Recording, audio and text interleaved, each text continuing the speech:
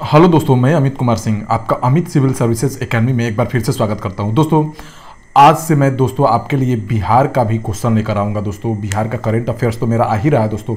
अब मैं बिहार का इतिहास भी आपके लिए लेकर आऊँगा दोस्तों। जो टॉपिक बहुत इंपॉर्टेंट है, जो एग्ज़ामों में बहुत पूछे जा रहे हैं दोस्तों, उन सारे बिहार के टॉपिकों को मैं लेकर आऊँगा। और दोस्तों, उनसे जो भी इंपॉर्टेंट क्वेश्चन रहेगा मैं वो दोस्तों आपको सारा डील कर दूंगा दोस्तों, जिससे आपको एग्जामिनेशन में बहुत फ़ायदा मिलने वाला है। ठीक है दोस्तों। तो दोस्तों, आप अगर अभी तक आपने मेरा चैनल सब्सक्राइब नहीं किया है तो आपसे अनुरोध है और आपसे निवेदन है कि आप मेरा चैनल जरूर सब्सक्राइब कर लें, क्योंकि आपको दोस्तों इससे मुझे कोई फ़ायदा नहीं है दोस्तों। आपको जो भी नए नए वीडियो नोटिफिकेशन आएंगे आपको मिलेंगे दोस्तों। आपको सब्सक्राइब कर लेना है और बेल के आइकन को दबा लेना है, जिससे कि आपको सारी वीडियो को नोटिफिकेशन मिले। ठीक है दोस्तों। बहुत ही इंपॉर्टेंट वीडियो सीरीज चल रही है दोस्तों बीपीएससी 67 के लिए। ये आपके लिए बहुत ही इंपॉर्टेंट रहेगा। मेरा बात मानिए दोस्तों, जो मैं क्वेश्चन कलेक्शन लाऊंगा वो आपको कहीं नहीं मिलेगा। क्वेश्चन विथ एक्सप्लेनेशन आपको मिलेगा दोस्तों। और साइंस की सीरीज भी मैं शुरू करने वाला हूं दोस्तों। साइंस की सीरीज विथ थ्योरी आएगा दोस्तों, आपके लिए बहुत ही फायदेमंद रहेगा। ठीक है दोस्तों, क्वेश्चन को मैं शुरू करता हूं दोस्तों। आज का जो पहला क्वेश्चन है दोस्तों, देखिए, पाल वंश का शासनकाल का समय क्या है दोस्तों? क्या है पाल वंश का शासनकाल का समय क्या है? देखिए दोस्तों, पाल वंश का शासनकाल 750 से 1174 तक पाल वंश का शासनकाल माना जाता है दोस्तों। ठीक है। 1097 से 1325 है दोस्तों।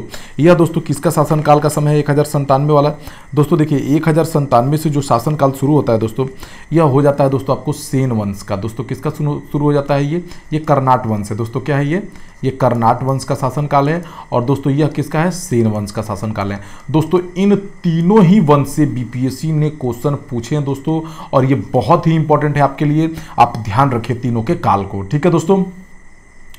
पाल वंश की स्थापना किसने की? देखिए दोस्तों, पाल वंश के जो संस्थापक थे वो कौन थे दोस्तों? गोपाल थे। कौन थे दोस्तों? पाल वंश के शासक गोपाल थे। और इसकी राजधानी क्या थी दोस्तों? पाल वंश की जो राजधानी थी वो मुंगेर थी। क्या थी दोस्तों? मुंगेर। पाल लोगों की राजधानी कहाँ थी? मुंगेर थी दोस्तों। आपको इसको याद रखना है। ठीक है।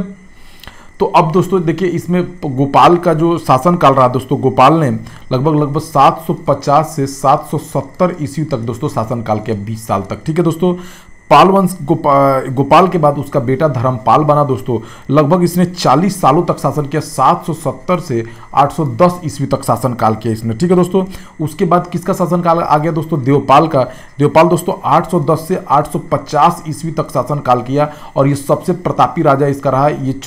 इसके ही शासनकाल में चरमोत्कर्ष तक पहुंच गया था पाल वंश। ठीक है दोस्तों। और रामपाल जो हो गया दोस्तों, रामपाल का जो शासनकाल रहा वो बहुत छोटा शासनकाल रहा दोस्तों। ठीक है। तो ये सबसे अंतिम राजा रहा दोस्तों पाल वंश का। तो धर्मपाल 770 से 810, गोपाल 750 से 770, 810 से 850। ठीक है दोस्तों, याद रखिए। ठीक है। पाल वंश की राजधानी कहाँ थी दोस्तों? फिर से मैं बता, पाल वंश की राजधानी मुंगेर थी। कहाँ थी दोस्तों पाल वंश की राजधानी? मुंगेर। ठीक है दोस्तों, आपको याद रहेगा, राजधानी मुंगेर हो गया। आगे चलते हैं दोस्तों। पाल वंश के किस शासक ने उदंतपुरी में एक मठ तथा विश्वविद्यालय का निर्माण करवाया था? देखिए दोस्तों, अपने 20 वर्षों के शासनकाल में गोपाल ने, किसने दोस्तों? जो पाल वंश के संस्थापक थे, 20 वर्षों के शासनकाल में दोस्तों इन्होंने क्या क्या निर्माण करवाया? उदंतपुरी। उदंतपुरी दोस्तों किसका नाम है? वर्तमान में ये बिहार शरीफ है दोस्तों। उदंतपुरी वर्तमान में क्या कहलाता है दोस्तों? बिहार शरीफ कहलाता है। ठीक है दोस्तों। तो बिहार शरीफ में एक मठ तथा विश्वविद्यालय का निर्माण किसने करवाया था दोस्तों? गोपाल ने करवाया था। ये VBI क्वेश्चन है दोस्तों, ध्यान दीजिए, एग्जामों में पूछने लायक क्वेश्चन है। पाल वंश के किस शासक ने कन्नौज पर आक्रमण किया? देखिए दोस्तों, हर्षवर्धन के समय दोस्तों जो कन्नौज था एक शक्तिशाली राज्य के रूप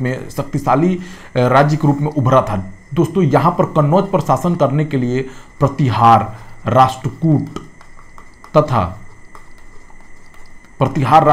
तथा किसके बीच दोस्तों? पालों के बीच होड़ मचा हुआ था। ठीक है दोस्तों। पालों के बीच क्या थी दोस्तों? प्रतिद्वंद्विता होती थी। ठीक है, प्रतिद्वंद्विता होती थी। ठीक है दोस्तों, याद रखिएगा इसको। यही तीनों इस पर अधिकार करना चाहते थे, प्रतिहार, राष्ट्रकूट और पाल ने। ठीक है दोस्तों। तो पाल वंश के किस शासक ने कन्नौज पर आक्रमण किया दोस्तों? देखिए, पाल वंश के दोस्तों जो शासक थे आपको धर्मपाल। पाल वंश के शासक कौन थे दोस्तों? धर्मपाल, जिन्होंने क्या किया दोस्तों? कन्नौज पर क्या किया? आक्रमण कर दिया। क्या कर दिया दोस्तों? कन्नौज पर आक्रमण किया धर्मपाल ने। और वहां पर दोस्तों आक्रमण कर जीत कर वहां पर किसको बैठा दिया दोस्तों? वहां का शासक चकरा युद्ध को वहां का शासक नियुक्त कर दिया। किसको दोस्तों? चकरा युद्ध को वहां का शासक नियुक्त कर दिया। ठीक है, याद रखिए, चकरा युद्ध को। ठीक है दोस्तों, याद रहेगा, नियुक्त कर दिया। ठीक है दोस्तों, याद रखिए। आगे चलते हैं दोस्तों। पाल वंश के किस शासक ने उत्तर पथ स्वामीन की उपाधि धारण की थी? देखिए दोस्तों, पाल वंश के जो शासक थे दोस्तों धर्मपाल ने उत्तर पथ स्वामी की उपाधि धारण की थी। ठीक है दोस्तों, बहुत ही इंपॉर्टेंट क्वेश्चन आपको ध्यान रखना है। ठीक है दोस्तों, ये एग्जामों में पूछा भी हुआ है दोस्तों कि पाल वंश के किस शासक ने उत्तर पथ स्वामी की उपाधि धारण की थी। और दोस्तों यह उपाधि उसको किसने दिया था दोस्तों? गुजरात के एक गुजराती कवि थे सोड्डल। कौन थे दोस्तों? गुजराती कवि सोड्डल थे, उन्होंने ही इसको ये उपाधि दी थी। किसकी दोस्तों? उत्तर पथ स्वामीन की। ठीक है दोस्तों, याद रखना है, वेरी इंपॉर्टेंट क्वेश्चन है, एग्जामों में पूछेगा दोस्तों। पाल वंश के किस शासक ने विक्रमशिला विश्वविद्यालय का निर्माण करवाया? दोस्तों आप जानते हैं कि पाल वंश के जो शासक थे धर्मपाल, उन्होंने ही दोस्तों क्या चीज का निर्माण करवाया दोस्तों? उन्होंने ही दोस्तों विक्रमशिला विश्वविद्यालय का क्या किया दोस्तों? निर्माण करवाया। धर्मपाल का शासनकाल आप जानते हैं दोस्तों 770 से 810, 40 वर्षों तक इन्होंने शासन किया दोस्तों धर्मपाल ने। और इन्होंने क्या किया दोस्तों? विक्रम विश्वविद्यालय का निर्माण करवाया। और दोस्तों नालंदा महाविहार के निर्माण के लिए, नालंदा महाविहार के निर्माण के लिए इन्होंने दोस्तों कितने गांव दान में? इन्होंने दोस्तों 200 गांव दान स्वरूप दे दिए थे। क्या दे दिए दोस्तों? 200 गांव दान स्वरूप दे दिए थे। ठीक है, याद रखिए, बहुत ही इंपॉर्टेंट टॉपिक है दोस्तों, यहां से कुछ भी पूछा जा सकता है और बीपीएससी का फेवरेट टॉपिक है दोस्तों ये। किस पाल शासक के काल में पाल साम्राज्य अपने चरमोत्कर्ष पर पहुंच गया था? दोस्तों सबसे ऊंचाई पर पहुंचा दोस्तों वो देवपाल था। दोस्तों कौन था? देवपाल था। देवपाल का शासन काल दोस्तों मैं आपको बता देता हूं 810 से 850 ईस्वी तक, लगभग 40 वर्षों तक शासन काल किया। और इसने दोस्तों विस्तारवादी नीति अपनाई। ठीक है दोस्तों, विस्तारवादी नीति अपनाई इसने दोस्तों। ठीक है, इसने दोस्तों बहुत सारे राजाओं को हराया इसने। ठीक है दोस्तों, इसने कंबोज के हुड़ों को हरा दिया। इसने किसको दोस्तों? कंबोज के हुड़ों को हराया था इसने। कंबोज के हुड़ों को क्या कर दिया दोस्तों? हरा दिया था। तो दोस्तों ये बहुत ही प्रतापी राजा था। इसने ही दोस्तों पाल साम्राज्य को चरमोत्कर्ष पर ले गया ये दोस्तों। ठीक है, ठीक है दोस्तों, आगे चलते हैं। देखिए दोस्तों, देवपाल के बारे में एक अरबी यात्री सुलेमानी ने बहुत जानकारी दी है। अरबी यात्री कौन थे? सुलेमानी ने जानकारी दी है। अरबी यात्री सुलेमानी। ठीक है दोस्तों, इसके बारे में हम जानेंगे। पाल वंश के शासक मुख्यतः किस धर्म के अनुयायी थे दोस्तों? पाल वंश के शासक दोस्तों बौद्ध धर्म को मानते थे। वो हिंदू धर्म को भी मानते थे, लेकिन बौद्ध धर्म उनके लिए प्रमुख धर्म था। ठीक है दोस्तों, याद रखिए। किस पाल शासक ने मुंगेर को अपनी राजधानी बनाया था? देखिए दोस्तों, कौन सा वो पाल शासक था जिसने मुंगेर को अपनी राजधानी बनाया? दोस्तों वो देवपाल ही था। देवपाल ने दोस्तों क्या किया? मुंगेर को अपनी राजधानी बनाया दोस्तों। वेरी इंपॉर्टेंट है, याद रखिए। अरबी यात्री सुलेमान ने किस पाल शासक को श्रेष्ठ माना था? दोस्तों अभी मैंने बताया कि इन्होंने देवपाल को दोस्तों श्रेष्ठ माना था। और वो पाल शासकों को रूहेला कहते थे। क्या कहते हैं दोस्तों? पाल शासकों को रूहेला कहते थे। ठीक है दोस्तों, याद रखिए, वेरी इंपॉर्टेंट है। यहां से पाल शासकों को रूहमा या रूहेला कहते थे। ठीक है दोस्तों, रूहमा या रूहेला।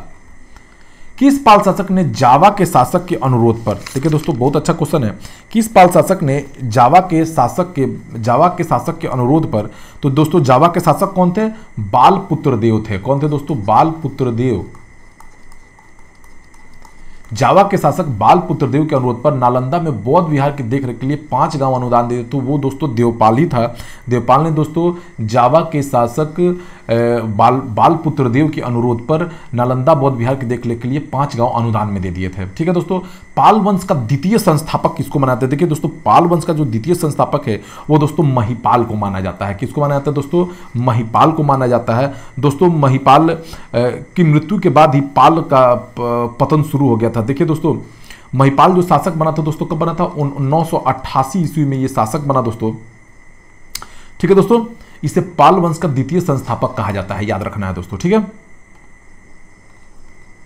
पाल वंश का अंतिम शासक कौन था? देखिए दोस्तों, पाल वंश का अंतिम शासक रामपाल था। कौन था दोस्तों?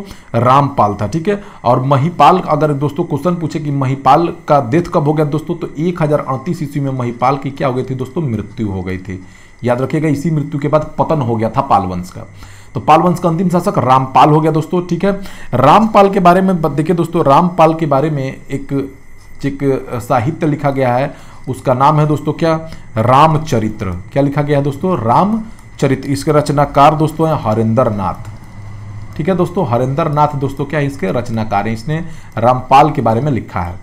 वत्सराव तथा ध्रुव ने किस पाल शासक को हरा दिया था? देखिए दोस्तों, वत्स जो राज थे वो क्या थे दोस्तों, एक प्रतिहार शासक थे। वत्सराज क्या थे, एक प्रतिहार शासक थे, ठीक है, प्रतिहार शासक थे। और ध्रुव क्या था दोस्तों, ये ध्रुव जो एक राष्ट्रकूट शासक थे, क्या थे दोस्तों, राष्ट्रकूटों के राजा थे। तो दोस्तों इन दोनों ने मिलकर धर्मपाल को हरा दिया था। ठीक है दोस्तों, किसको हरा दिया था? धर्मपाल को।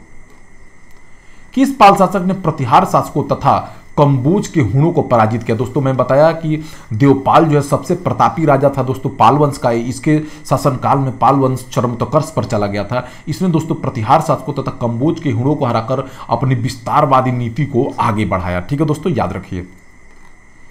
पाल वंश के शासन के दौरान निम्न में से कौन से बौद्ध विद्वान तिब्बत गए थे? देखिए दोस्तों, पाल वंश का तिब्बत से बहुत अच्छा पटरी खाता था, तिब्बत से बहुत अच्छे संबंध थे।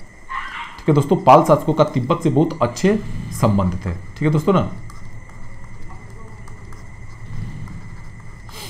ठीक है दोस्तों, तो ये कौन थे? शांत रक्षित और अतिशा दीपंकर, ये दोनों दोस्तों गए थे। ठीक है, याद रखिए।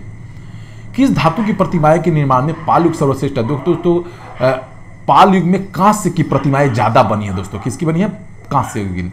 किस पाल शासक के राजसभा में प्रसिद्ध बौद्ध लेखक हरिभद्र शामिल थे? दोस्तों बहुत इंपॉर्टेंट क्वेश्चन है। देखिए दोस्तों, धर्मपाल के राजसभा में हरिभद्र थे दोस्तों। धर्मपाल को परम सौगात की उपाधि, परम सौगात भी कहा गया है। क्या कहा गया है दोस्तों? परम सौगात भी धर्मपाल को कहा गया है, याद रखना है दोस्तों। शैलेंद्र वंशीय शासक ने किस पाल शासक से नालंदा में एक बौद्ध मंदिर के निर्माण की अनुमति प्राप्त की थी? दोस्तों वो देवपाल का ही शासन था, जिसके शासनकाल में शैलेंद्र वंशीय शासक ने एक बौद्ध विहार के निर्माण की अनुमति प्राप्त की। कन्नौज पर अधिकार हेतु किसके बीच संघर्ष है? दोस्तों मैंने बताया कि हर्षवर्धन के शासनकाल के दौरान कन्नौज बहुत उन्नत एक राज्य बन गया था। उस पर शासन करने के लिए पाल, प्रतिहार और राष्ट्रकूटों के बीच हमेशा संघर्ष चलते रहा। ठीक है दोस्तों, याद रखिए। तो दोस्तों ये रहा बहुत ही इंपॉर्टेंट वीडियो दोस्तों। आपको इससे क्वेश्चन बीपीएससी में 1 से 2 क्वेश्चन बन जाएंगे दोस्तों। इस टॉपिक को ना मिस करें, चैनल को सब्सक्राइब कर लीजिए कि दोस्तों ऐसे वीडियो आपको मिलते रहे। ठीक है दोस्तों, thank you for watching my videos.